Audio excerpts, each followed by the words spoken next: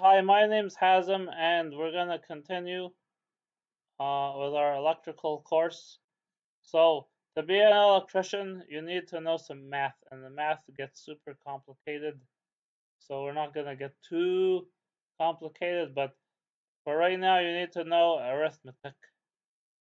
So plus, minus, um, multiply, and divide. And remember BEDMAS, which is your order of operations.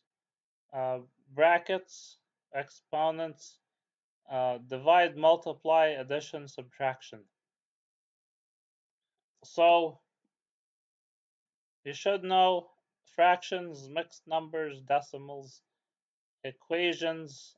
Um, you should be able to solve for something. So, and here we got 2p plus 4 equals 8. So what's p? So p is actually 2, and how do we know that? Well, if we subtract 4 from both sides, equations still equal. So now 2p equals 4. And then if we divide by 2 on each side, then p equals 2.